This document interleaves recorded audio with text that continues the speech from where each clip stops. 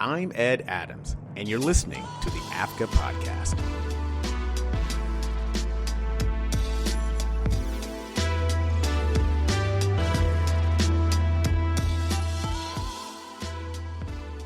Hey, what's up, everybody, and welcome back to the AFCA Podcast. On this episode, we go behind the scenes of Netflix's new film, The Burial of Kojo. I'll explain more after the break. The AFCA Podcast is sponsored by Morgan Stanley Global Sports and Entertainment.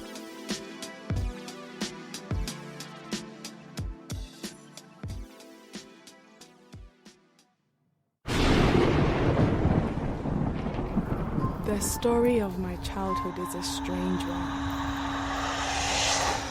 So strange that most people find it impossible to believe.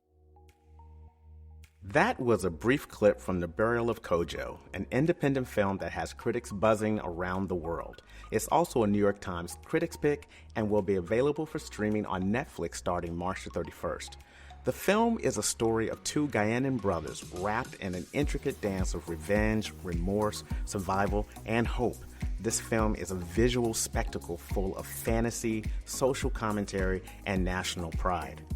Now, The Burial of Kojo is the directorial debut of Samuel Blitz Bazawule, a.k.a. Blitz the Ambassador, a Ghanaian artist in every sense of the word. Blitz has been speaking his truth for some time with 4 albums and 4 EPs under his belt. On top of that, he designs his own covers, directs his own music videos, and has created 2 short films, Native Son in 2011 and the Diasporadical Triologia in 2016. Now, to make this film, to bring his vision to screens around the world, Blitz used his own money from his own music career and ran a Kickstarter campaign to raise the extra money to complete this film. The Burial of Kojo stars Joseph Otsiman, Kobina Amasam, Joe Ado, and Amake Abarisi. I had a chance to talk to Blitz recently to discuss his film and a Ghanaian film scene.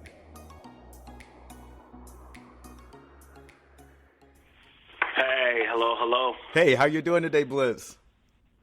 I'm great. How are you? Oh, I'm good. Well, first off, thank you for being part of the AFCA Podcast. Thank you for having me. Right. So before we dive into it, tell us about what the Burial of Kojo is about. So the Burial of Kojo it's a magical realist fable that centers around 2 brothers and their jagged past.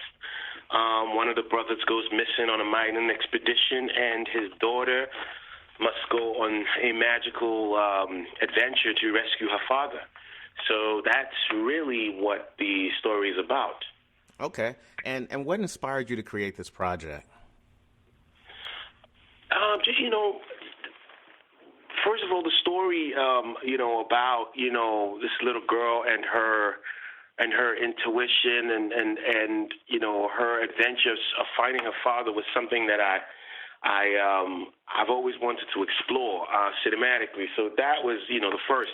But then, of course, there's a lot of backdrop, that goes along with the film that relates to, illegal mining, and I heard about a story about some miners being buried alive, and that was quite that was a real big story when I was home, and so those things kind of culminated, and I figured that was a story worth telling.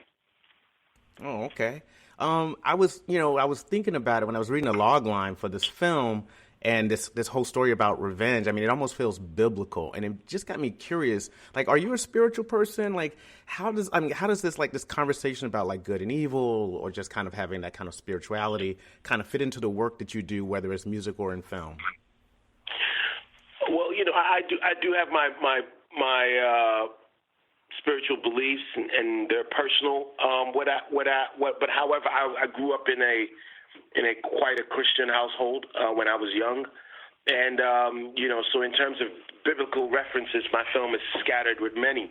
The core of it, of course, 2 brothers, the idea of brother turning against brother is very biblical if we think about back from Cain and Abel to Jacob and Esau and Joseph and his brothers. You know, that's a very foundational kind of conflict in as far as, you know, the human narrative goes. And I'm sure if you dug into most other spiritual and religious beliefs, I mean, you will always find, sibling rivalry as a core. I mean, I'm sure those stories are as old as time, and I think culturally as well. For me, it was also significant for me to kind of base this around a very familiar narrative. Okay. Now, I read that this is like the first local feature film financed, written, and directed by people of Ghana. Can you talk to me about that experience, and more importantly, like, what does it mean to be supporting the film culture there in Ghana? Well, yeah, it's definitely one of the, in most recent time, I'm pretty familiar with our film trajectory as a country, and I know that in the 60s and 70s we had a strong industry that was growing. What ended up happening over time was that, our infrastructure eroded, also thanks to World Bank loans that forced us into what they call structural adjustment plans. We had to sell off what they deemed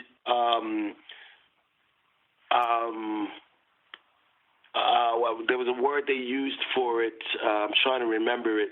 Non-essential assets. That's what they called it. And one of the casualties of that was our film corporation. It was deemed a non-essential asset by the World Bank and the IMF. And so the government ended up selling it off to the Malaysians as a means of, satisfying the loan agreements. And, of course, that crippled our entire infrastructure because a lot of our film culture and our film infrastructure was subsidized by this film corporation that was national. So by the time we're coming in to make films, you know, it's become an ad hoc mishmash of, you know, whoever has a camera, and it's not as organized, you know, and so we kind of recognized that very early. And so one of the things about making the Burial of Kojo was not just hiring locally, but also investing in a film infrastructure that kind of still remains today. So I started an organization called the African Film Society, and the African Film Society pretty much is about, you know, first of all, figuring out how we can preserve the films that we have. Second of all, trying to house as much of our intellectual assets and also expose as many Ghanaians and folks across the continent to classic African cinema. Because I don't think that folks will understand my film without understanding that we've had a film culture that is close to 50 years old, and so many great films came out of that. And so, you know, we've been working very hard at expanding that idea on the continent. Yeah, that's amazing, man. So you shot this film in 4 weeks, and that's a pretty accelerated schedule. Talk to me about that experience, and what were some of the challenges you had and some of the lessons that you learned?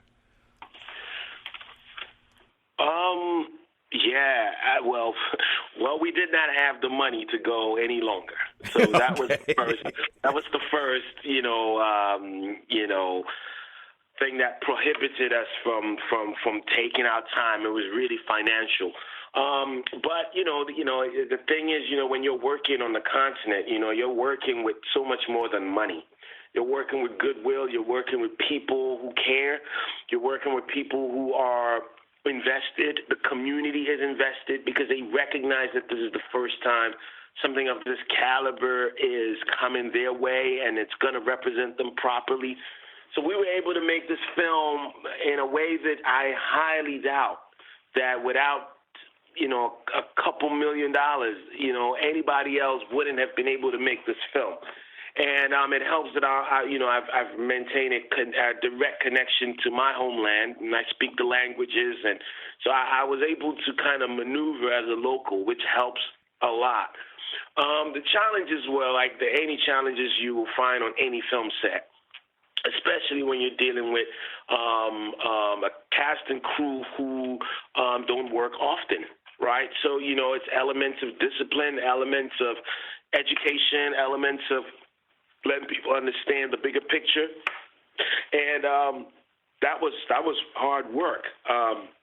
None of my actors had ever had to rehearse for a role, and we had close to 8 months of rehearsal for this film. So you can imagine how much of a shock it was for them and how much they had to adjust their old kind of habits to kind of embody these roles. So it was quite significant, the shifts that were happening. But I think overall, we overcame, and I think that we came out with a product that is very astute. Oh, man. 8 months of rehearsals. That in itself, that had to be kind of an ordeal, right? Because you're not only teaching, working with them to try to expand on these characters, but you're also, making sure that they're true and identify with the stories, right? That's got to be kind of an interesting kind of endeavor. Well, that was a tough one, but again, it was all financial. So we'll set a date and be like, in 2 months we're going to shoot, and then 2 months come around and we don't have money. So then it's like, well, we can either go home or we could keep rehearsing. And I guess rehearsing was the better option. Gotcha. So that's how it just kept going. But the advantage was, look, I used to tell my actors all the time, we're not acting, we're living. And that became our mantra throughout the production. And so, it required a lot of time, and it required them to build trust amongst each other and amongst myself and the crew so that they understood that they could be vulnerable. And they will be supported on those journeys. And only time could have helped us congeal. I don't see any, because again, none of them were, none of them were, had worked on that level before. And a few had been in theater, but, it's a completely different ballgame. And so it took them quite some time to kind of build that confidence, and it was good that we had that amount of time. In hindsight, I recognize that was a major advantage, that amount of time that we spent, because my actors begun to embody the roles in ways in which there's no way they could have pulled it out in a month. Oh, wow. Okay. I was doing some research on you, and one of the things that kind of stuck out to me was this post you put on Twitter in December, and you said 4 continents, 5 cities, all sold out, yet this is the film they told me no one would want to see. I was just curious about that. Why is it that people thought that people didn't want to see this film?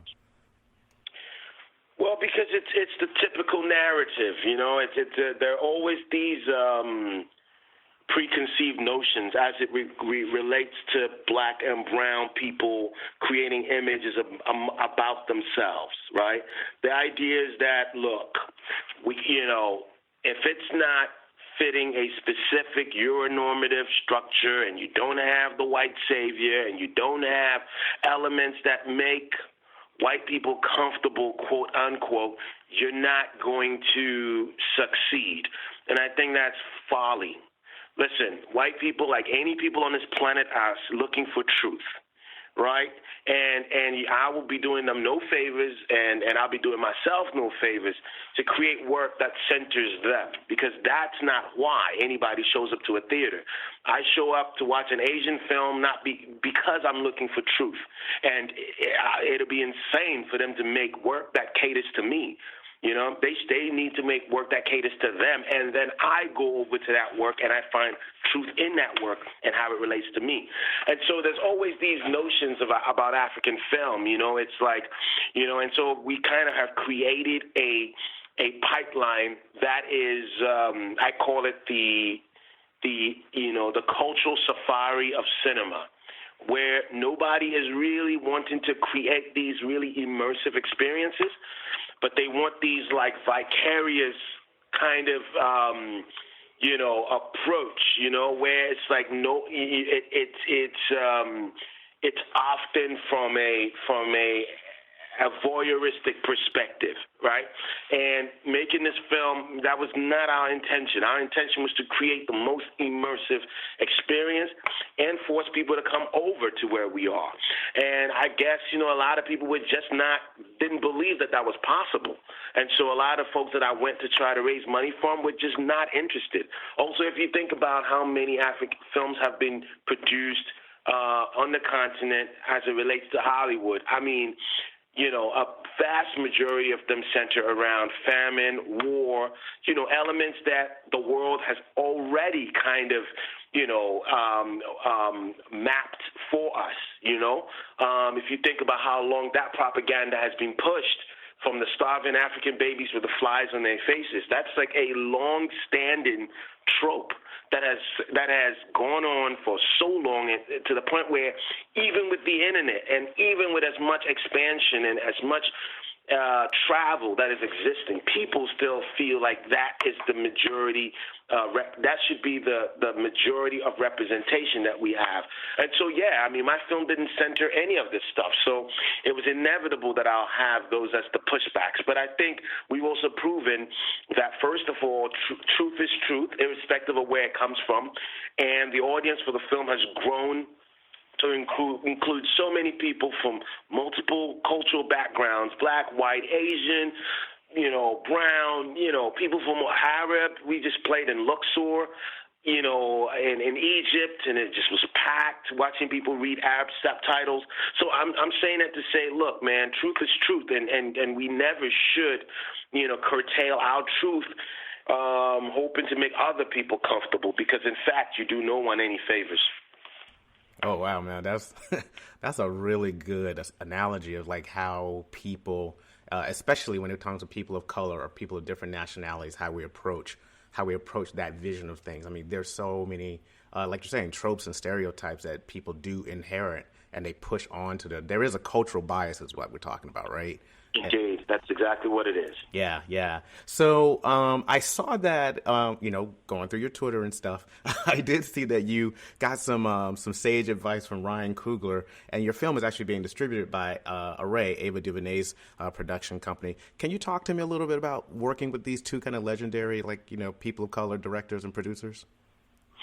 Yeah, absolutely. I mean, it kind of expands into a much bigger conversation, which is like how the continent and the diaspora connect.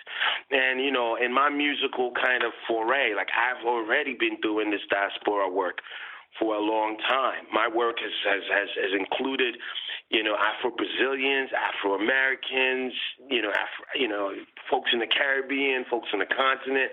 So that has already been my foray and my experience.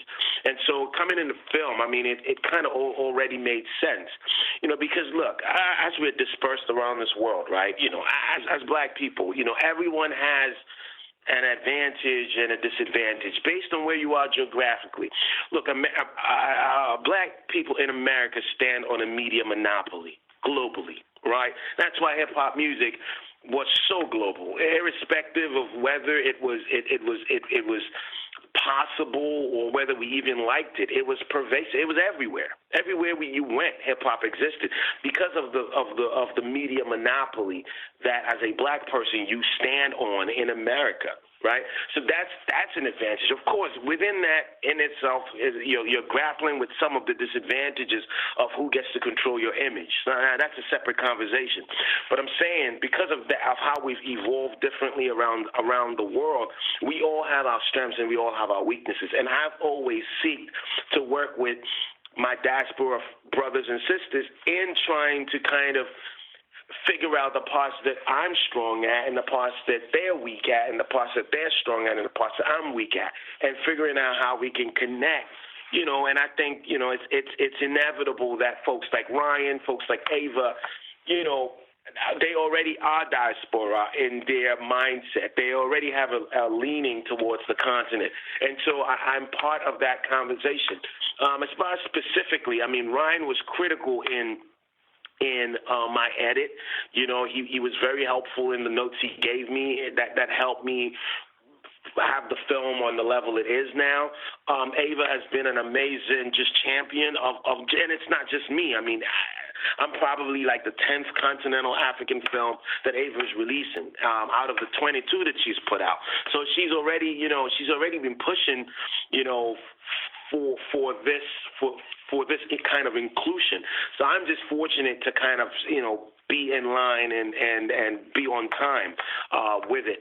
But it is an amazing time, and the more of us that arrive in positions of power, the more we send the ladder down, the more of us ascend quickly, and the more autonomous we can be.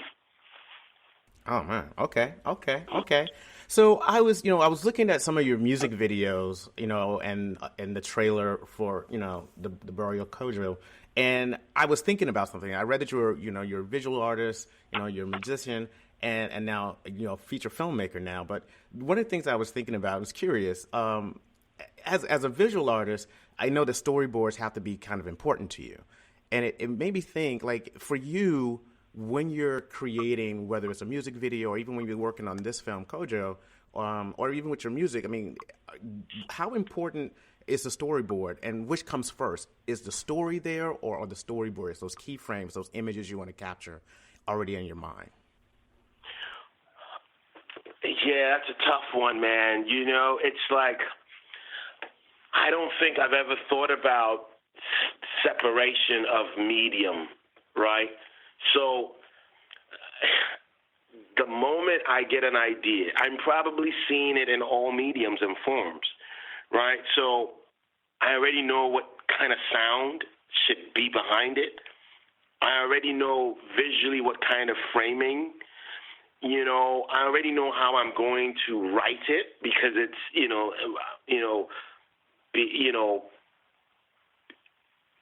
the literary world is also a very artistic world that it's relevant and significant to filmmaking. So like all those things kind of go together. So like when I've thought about a scene, or when I've thought about a piece of music, I've always thought visually, I've always thought sonically, I've always thought from a literary perspective, you know what I mean? And so, yeah, man, I've never really separated, and sometimes one will come first. I will have a clear vision of it visually, and then I'll kind of work backwards into kind of, getting a sound. And I've written my albums like that sometimes. I'm like, I want to make a video, this kind of music video. What kind of song will go with this kind of scene? And then I build my music around that. And sometimes it's the opposite. I have the music, and then I'm like, oh, yeah, this kind of visual will work. So there's never been a one way in which I've been able to mitigate my multiple streams. I'm always just like, where am I? What is the work? What's the medium that's coming to me first? I move with it and I expand with it, right? So that's it. But in the Burial of Kojo, yes, storyboards were critical. They helped all of it, and it wasn't just me. It helped my entire team know that we were going to be working on something tangible, and that's very important. When you're working with a team that's just it's pretty new to this, you have to give them reason to believe. But also, listen, I drew all 600 frames of the film, which already tells everybody that I'm crazy, which is important. Because, No, it's important because then they know that when they sign up for this film, if this guy could spend 2 months drawing each frame, 600 of them, he's not going to accept substandard, subpar work. And that's important. Right. And like some people came, saw the storyboards, and never came back again. What? Because they just knew that they knew they couldn't pull it off. And that's good. I prefer that than like us to be midway. And then when I'm telling you, listen, we're about to burn a car. We're about to have these crazy sparks coming out of this random, and people start tripping. No. It's important that you see exactly how crazy we're about to get very early, and then you can decide if you want to come on this crazy journey with us. So I think that was very important going into this film, being as clear with my crew and cast, letting them know that this is going to be dangerous work physically. It's going to be mentally torturous, but if we come out of it, guess what? The world's going to see something they've never seen before, and it's happening. So I'm excited, and I'm excited for those who came, saw the storyboards, and stayed, because They're part of a phenomenal history that I don't even think any of us yet understand the significance and impact of this film yet. But I do know somewhere deep down, everybody has a deep satisfaction. Man, that's awesome. So speaking of, let's talk about the soundtrack for a minute. I mean, I feel that there is just as much of the imagination and scope of it as it is in the visuals of this film. Talk to me about the soundtrack and how it came to be. Listen, the soundtrack was probably one of the most difficult things done on this film. Yeah, it was difficult to shoot for sure, but the soundtrack was hard. I'll tell you why the soundtrack was hard. It was hard because I couldn't come up with any sounds while I was shooting, while I was editing. It wasn't until, because unlike when you're making an album, you just go with your stream of consciousness, right? In this crazy zeitgeist that you're going to be going into, you can just kind of pick and choose rhythmically. Not with a film, though. A film is communicated directly by picture. And so if your picture requires a specific rhythm, you're going to have to acquiesce to that. And that was the most hard thing I have ever done. It also didn't help that I only had, I think, 5 days on my visa to France. And my band is based in France, or at the time was. And so that was the only place I could get the score made. And so literally, in attempts to rush and submit this film to a film festival, I decided to take my 5-day visa, fly to France without any sound. When I was getting on the plane, I had one melody. I had 3 days to compose and have my arranger transcribe and embellish. I had 2 days to record, and I had to fly out of France the next day. Man, that's intense. So, yeah, bruh, it was crazy. You can imagine all the levels of, and listen, I've never conducted a mini orchestra. I don't know none of that stuff, but I had to. And it's a miracle sometimes when I listen to how well the music fits with the film. I'm like, there is no way I was working alone. You know what I mean? Because it just in terms of just basic time, it just wasn't plausible. But I also knew that if I didn't get it in then, I'll end up with a film with no score, which is worse than a bad score. So I took my chances. Yeah, man, and now, the score is as celebrated. That's the film, and it comes out as well on March 31st, and I think people are going to love the soundscapes that we painted. Yeah, I was listening to some of your stuff on SoundCloud, and it started making me think about, like, you were living in Brooklyn, and you can kind of hear that kind of that Ghanaian American connection, and I was just kind of curious about, like, how throughout all of your representations, whether it's your music videos, your short films, this feature film, and even your music, your albums, like, there is this kind of, you're always connected to your roots. And I just wanted to, just from your opinion, like, to talk to an audience, how do you explain why that's so important for people to understand why it's so important to stay connected? I mean, without the root, you have nothing. And for me, that's a huge element that a lot of us forget, right? So, like, we have these journeys that we're so desperate to take, and I think that what we don't realize is that the only thing that will keep you grounded, the only thing that will keep you on that path will be how connected you are to the reason you left, And for me, the reason I left Ghana was to be a representative. That's it. Otherwise, there's absolutely no point for me to leave the continent. The reason I'm here is so that if somebody who has never been to the continent of Africa meets me, they should be able to have a sense. I should be able to give them an idea of what to expect, and an idea also in terms of how we intend to mitigate our future. You know what I mean? And those things are important. And so for me, how can I do that without being whether physically connected or ideologically connected? Those things go hand in hand. So I've never not been connected to the continent. It's actually the reason I do the work I do. Outside of that, my work has absolutely no purpose, the work that I do is representative. It's to make sure that we exist within this conversation of the humanities, and the fact is that as 1.2 billion people on the continent and probably another 500 million in the diaspora, it is insane that we still have to beg for representation. We amount to probably 1/3 of this planet if you take black and brown people, and nobody that populous should be this lagging in representation, and yet that's where we find ourselves. So that's my work, and so that's the only answer I can give. What is the significance of Pueblo Mi Amor in that telenovela that's featured in the film?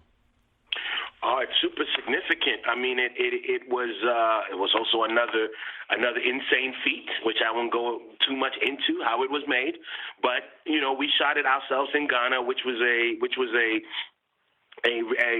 both a budgetary constraint, but also I wanted to control kind of the narrative because it's a parallel narrative that runs concurrent with our film.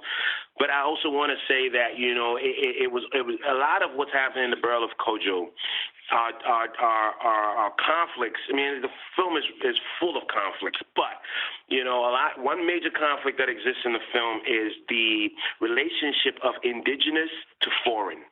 Right, it's a complete tug of war throughout the film. Whether it's with the local mining population, with the foreign Chinese incursion and land guards, whether it's the gold miners and their Arab compatriots, who is more of the purchaser of the gold, whether it's Pueblo Mi Amor as more of just a cultural incursion into this local population. It's always these cultures at odds, and what's happening consistently in this film is showing how we are always playing second fiddle to other cultures within our own context, right?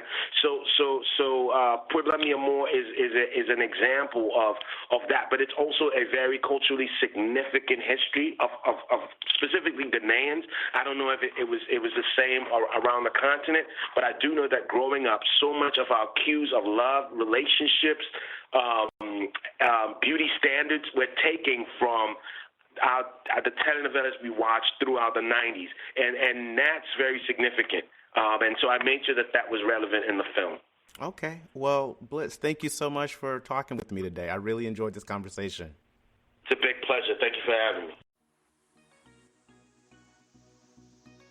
That was Blitz the Ambassador talking about his film, The Burial of Kojo. His film is currently in limited release in theaters and is available on Netflix starting March the 31st.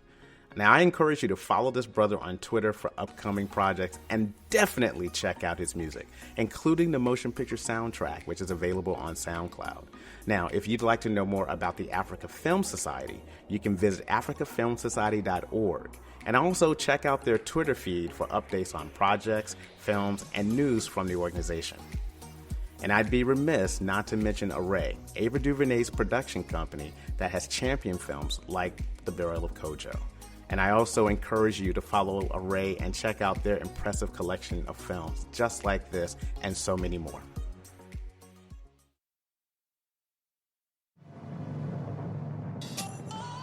And that's our show. Thanks again to Blitz the Ambassador and his team for making this interview happen. And are you following us on social media?